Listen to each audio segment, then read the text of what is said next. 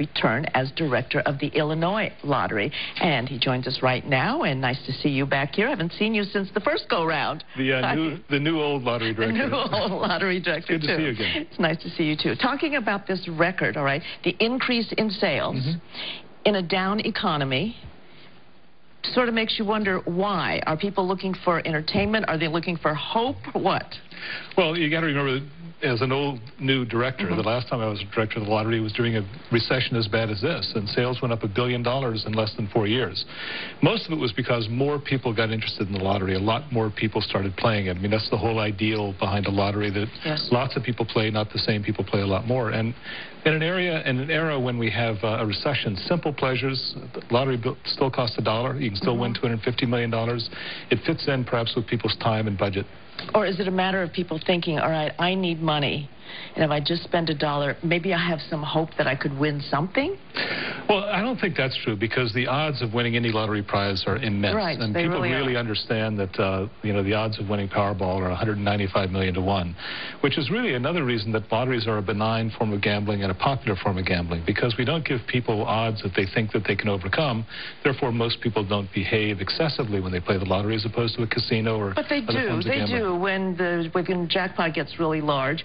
Or most people will still say, oh, this is my lucky dollar. This is my lucky $5. Right. Too. They still really do believe that they have a chance, a good chance to win. Well, I think they feel as if they have an equal chance to win, which is the most important thing. It doesn't make any difference who you know or where you went to school. You have a chance to win. And it's very interesting. And one of my previous incarnations over the last 25 years, I ran a research company. We found out that around the world, the average lottery spend per week is $5, whether you're in France or you're in the United States. So people don't spend hundreds of dollars. They spend, you know, very small incremental amounts. Okay, until it gets really, really big. Right? When it got really, really big, when I was not lottery director, when it would get over $100 million, I must say that I put 20 down. Yeah, right. Okay. So out of that money, the state got this last year about $700 million? Yeah, $690 million. Okay. And so that money goes to a school fund. Where else does it go? Well, it always traditionally went to the Common School Fund, but recently part of the lottery profits, over a certain amount, go to capital development funds. So for the first time in the state of Illinois, you're actually going to be able to put your hands on something that the lottery built with your losses, because that's an important part of the equation of why lotteries work. The money goes to help things you believe in. Part of that is happening because there is now a private company that is actually running the lottery. All right, that's North Star. We've started an experiment in Illinois because of really a long period of stagnant sales and stagnant profits, of looking at a new paradigm. And so the state went through a process of selecting a private operator, and they've just started, so they've only been in place a couple of months, and we'll see how all that works out. But it certainly makes a lot of sense to allow a private company to react swiftly to market conditions as any private company would do, and also to incentivize them with profit motives to help us maximize profits to the state. But they and I share the same vision, which is to do that in an ethical and socially responsible manner. So they get a fee, or they also get a percentage of sales? They get a fee. They get a fee, and they also will be able to share in the profits if they reach certain milestones well above what the state has realized in terms of profits before. Okay, so what is that? So up to a certain amount, they just get the fee. Beyond a certain amount of sales? It's a little complicated. It depends on how much more profit they create. But their goal this year is to create $850 million in profits for the state. Last year, the state made $690 million. So that would be a significant increase in revenue, very needed revenue for both schools and capital development. All right, and so some of the ways that some of the ideas and some of the ways they've increased have been some of the new games, too, and we're going to talk about that. Right now we'll take a break and we'll talk about some of those new games and some of those new directions that they're going when we come back. My first or second day on the job, and I went to the press conference, and I got tears in my eyes.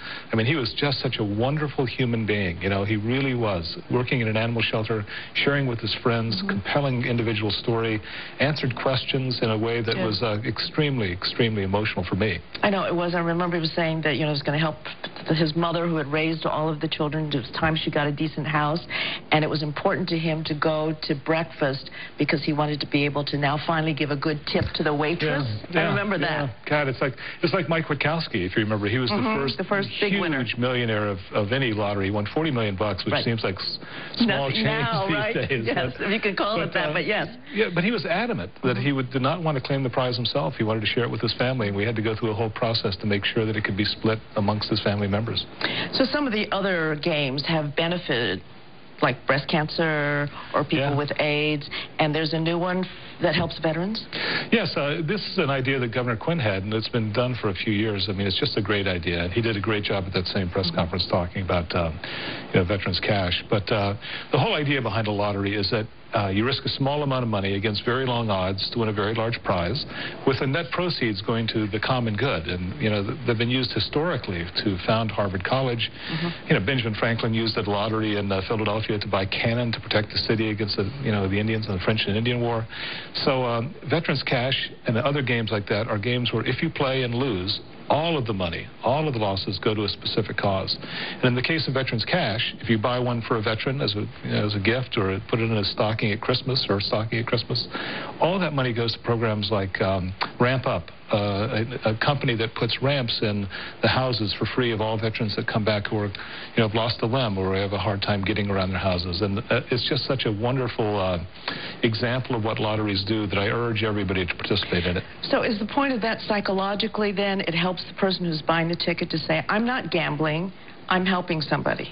Well, it's interesting. All the research that's ever been done around lotteries is that the more you let people know about where the money is going, the more apt they are to play. And that's one of the major differences between a lottery and, let's say, casino gambling, where the private operator takes the majority of the money. But lotteries are designed to raise money for things that people believe in. And lottery odds are designed to prohibit excessive behavior, but prove to people that when they lose, the money actually does something that they think is good. And now in Illinois, as I said, with veterans cash, with the breast cancer game, with the fact that we're going to be building bridges and roads, with the fact that we help schools, I think that equation is going to be proven more and more. I'm certainly going to work to have that happen.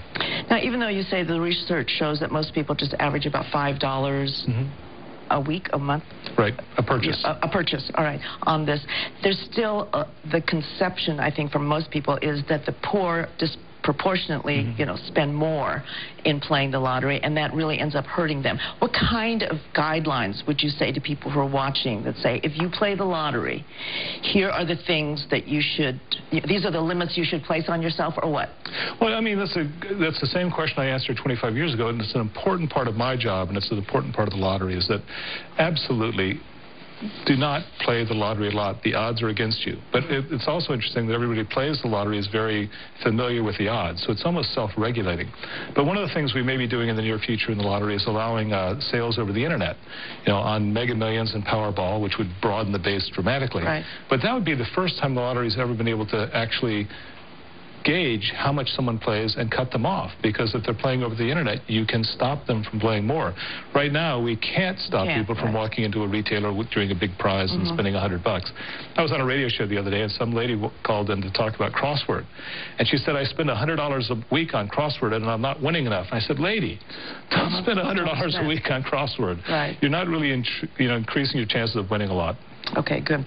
One of the other criticisms, too, that you often hear is those people who win big, all right, end up really financially hurt because they don't know what to do with their money, or too many people come and say, hey, give me part of the money, and they end up being hurt. Do you offer counseling now, or what do you do for the winners?